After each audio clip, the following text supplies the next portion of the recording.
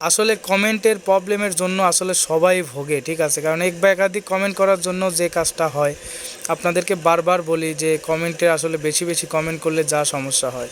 তো যাই হোক, আমরা ফেসবুক অফিসিয়াল পেজে ঢুকে আমরা হচ্ছে এখন দেখতে পাচ্ছেন আমরা একটা কমেন্ট করে দেখছি যে উইল অ্যাপিয়ার ওয়েন অনলাইন লেখা হচ্ছে, ঠিক আছে, এটা সবার ক্ষেত্রে আসে আবার সবার ক্ষেত্রেও আসে না।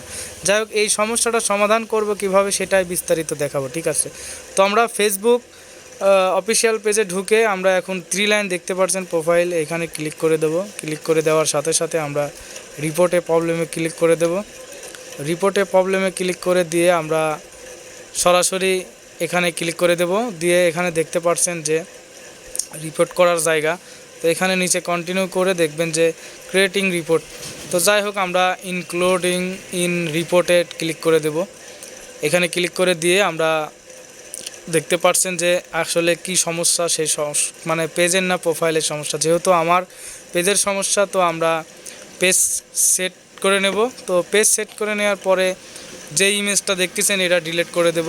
আমরা আবার আপলোড ফ্রম ইমেজ করে দেব, ঠিক আছে। আমরা যে ইমেজের সমস্যা সেটার স্ক্রিনশট দিয়ে নিয়েছি, আর আমরা লেখাটাও কপি করে নিয়েছি, ঠিক আছে। তো আমরা লেখাটা এখানে লিখে দিছি।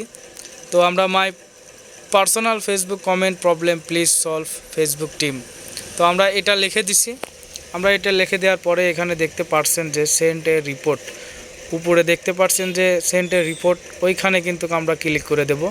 তো আমরা ক্লিক করে দেওয়ার সাথে সাথেই কিন্তু আমরা মানে ফাইনালি আমাদের মানে রিপোর্টটা কিন্তু ফেসবুকের কাছে চলে গেছে। তো রিপোর্টটা চলে যাওয়ার সাথে সাথে কিন্তু ফেসবুক 2 দিন অথবা 3 দিনের ভিতরে কিন্তু এটা ঠিক করে দেব, চিন্তার কোনো কারণ নাই। আর এটার জন্য কিন্তু কপিরাইট ইস্যু কিন্তু আসবে না, আপনারা নিশ্চিন্তে থাকুন। আর ভিডিওটি কেমন লাগলো অবশ্যই ভিডিওতে কমেন্ট করুন এবং শেয়ার করে সবাইকে দেখার সুযোগ করে দেন।